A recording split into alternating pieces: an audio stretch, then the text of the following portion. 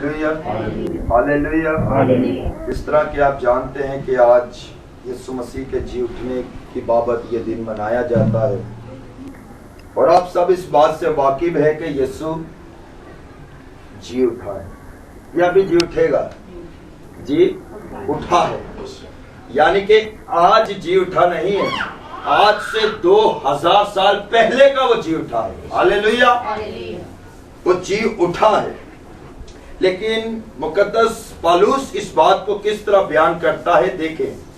पौलुस कहता है, रोमियो का खत उसका 8वां बाब और उसकी 10 आयत में यहां पर लिखा है, और अगर मसीह तुम में है तो बदन तो गुनाह के सबब से मुर्दा है मगर रूह रास्तबाजी के सबब से जिंदा है, और अगर उसका रूह तुम में बसा हुआ है तो मुर्दों में से, अगर उसका रूह तुम में बसा हुआ है जिसने यीशु को मुर्दों में से जलाया, तो जिस तरह मसीह यीशु को मुर्दों में से जलाया वो तुम्हारे फानी बदनों को भी अपने उसी रूह के वसीला से जिंदा करेगा जो तुम में बसा हुआ है। सब कहें आमीन। यीशु मसीह 2000 साल पहले का जी उठा है, लेकिन जिस मुल्क में हम रहते हैं, जिस शहर में हम रहते हैं, इस मुल्क पाकिस्तान के अंदर 95% ऐसे लोग हैं जो इस बात का इनकार कर देते हैं कि यीशु जी उठा नहीं है, जो इस बात के इनकारी बन जाते हैं कि यीशु मुर्दों में से नहीं जिंदा हुआ, जो इस बात का इनकार कर देते हैं। अक्सर टीवी चैनलों के ऊपर, रसाले के ऊपर, अखबार के ऊपर और तरह तरह की, हर तरह की प्रोग्राम के ऊपर वो लोग इस बात का इनकार कर देते हैं कि यीशु अल मसीह मुर्दों में से नहीं जी उठा। लेकिन पौलुस कहता है कि अगर उसका रूह तुम में बसा हुआ है, अगर उसका रूह तुम में बसा हुआ है तो तुम्हारा बदन तो गुनाह के सबब से क्या हुआ, मुर्दा हो गया। अगर खुदा का रूह हमें बसा हुआ है, अगर खुदा का रूह हमें है, अगर खुदा का रूह हमें काम करता है, अगर खुदा का रूह हमारे साथ है, तो हमारा बदन क्या है, गुनाह के सबब से मुर्दा है। तो मुर्दा आदमी कुछ कर सकता है? अगर आप किसी को कब्रिस्तान में दफना कर आ जाए तो वो कुछ कर सकेगा?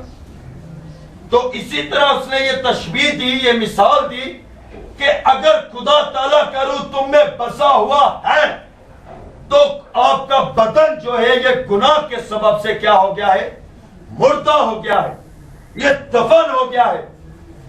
उसके बाद गुनाह का गलबा आपके बदन के ऊपर लागू नहीं होता, क्योंकि खुदा का रूह आपके अंदर बसा हुआ है।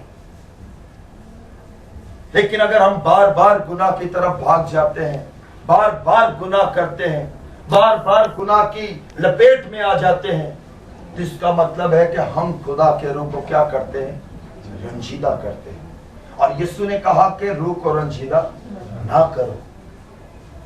इब्ने आदम के खिलाफ कोई बात कही जाएगी तो वो मुआफ कर दी जाएगी, लेकिन अगर कोई रूह के खिलाफ बात करेगा तो वो उसे ना इस आलम में और ना आने वाले आलम में मुआफ की जाएगी।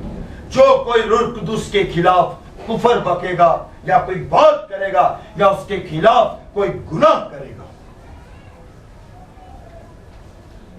यहां पर लिखा है कि तुम्हारा बदन तो मुर्दा है मगर रूह रास्तबाजी के सबब से क्या है, जिंदा है।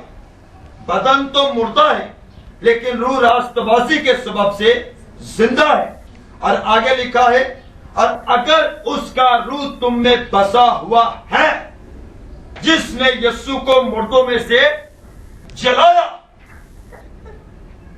अगर उसका रूह तुम में बसा हुआ है जिसने यीशु को मुर्दों में से जलाया, जिसने यीशु को मुर्दों में से जिंदा किया, वही तुम्हारे फानी बदनों को भी क्या करेगा, जिंदा करेगा। तुम्हारे फानी बदनों को भी जलाएगा उसी रूह की कुदरत के साथ, उसी रूह के जोर के साथ, उसी रूह के बसा के साथ, उसी रूह की कुदरत के साथ। वो रूह जिसने यीशु को मुर्दों में से जिंदा किया था, वही रूह आपके फानी बदनों को